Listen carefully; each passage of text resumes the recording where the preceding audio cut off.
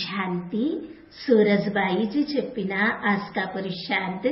ఏ ఆత్మ అయినా బాబా వద్దకి రావడంతోటే, బాబా పిల్లలుగా అవ్వడంతోటే బాబా యొక్క సుందరమైన మాట వినపడుతుంది, మధురమైన పిల్లలు అని.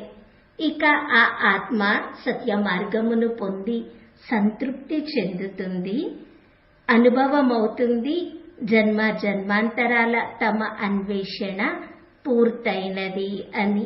ఏదైతే పొందాలి అనుకున్నారో, దేనికోసము భక్తి చేశారో, ఏదైతే జీవితానికి అంతిమ లక్ష్యమో అది పొందాము అని అనుభవమవుతుంది.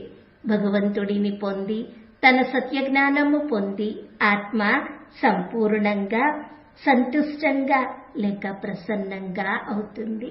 దాదాపుగా బ్రాహ్మణులందరిది ఇదే అనుభవము.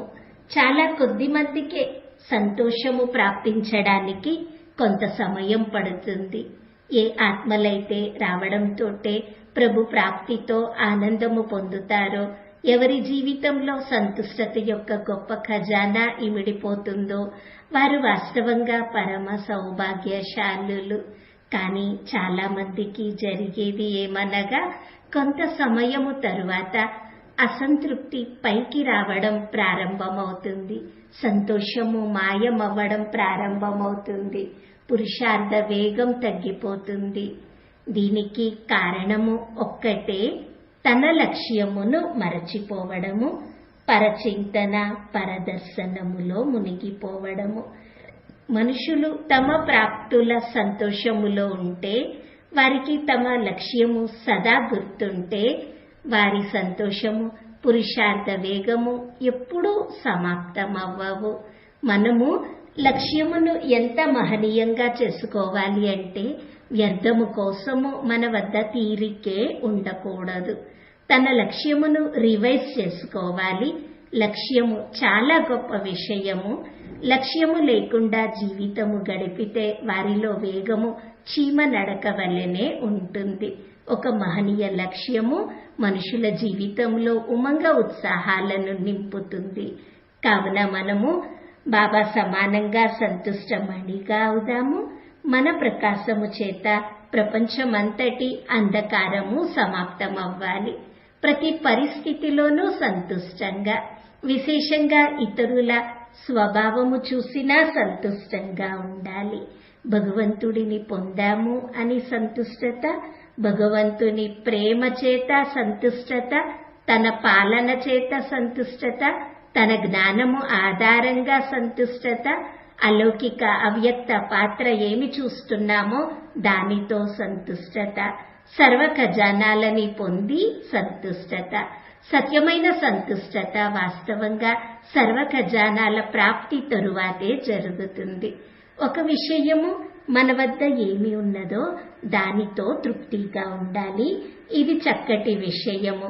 కానీ మనలోని సంతుష్టత, దేనినైతే సంపూర్ణత్వము అంటారో, అది వచ్చేది మనము సంపూర్ణ ఈశ్వరీయ ఖజానాలతో అలంకరింపబడినప్పుడే.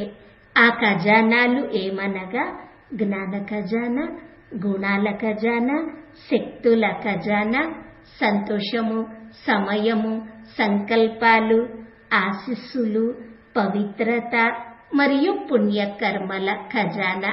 ఈ 9 మనకి ఖజానాలు. వాస్తవంగా ఇవి మనల్ని నిండుగా చేస్తాయి. ఈ ఖజానాల చేతే మన జన్మ జన్మాంతరముల భాగ్యము తయారవుతుంది. ఎవరు ఈ ఖజానాలని ఇప్పుడు ఎంతగా ప్రాప్తింప చేసుకుంటారో అంతగా శ్రేష్ఠ భాగ్యమునకు అధికారిగా అవుతారు. కావున రండి, స్వయమును తృప్త ఆత్మగా చేసుకుందాము, సర్వ ఖజానాలతో నిండుగా చేసుకుందాము. వ్యర్థముగా సమయమును పోగొట్టుకునే కాలము కాదు ఇది. ఈ రోజంతా ఒక చక్కటి సూక్ష్మ అభ్యాసము చేద్దాము. నేను ఆత్మను, సుఖ స్వరూపమును, సుఖమే నా స్వభావము. పదే పదే దీనిని అనుభవం చేసుకోవాలి, గుర్తు చేసుకోవాలి. నేను ఆత్మను, మెరిసే నక్షత్రమును, ఎంతో సుఖంగా ఉన్నాను. ఈరోజు కనీసం 100 సార్లైనా సంకల్పం చేయాలి. నేను ఎంతో సుఖంగా ఉన్నాను, నేను భగవంతుని సంతానమును, సుఖీ ఆత్మను, సుఖసాగరుని సంతానమును, ఈశ్వరీయ సుఖాలతో నిండుగా ఉన్నాను.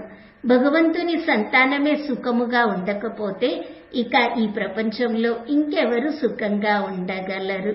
ఇలా సుఖం యొక్క అనుభవంతో జన్మ జన్మాంతరములుగా ఉన్న దుఃఖం యొక్క అల, దాని యొక్క నీడ స్వతహాగా సమాప్తమవుతుంది.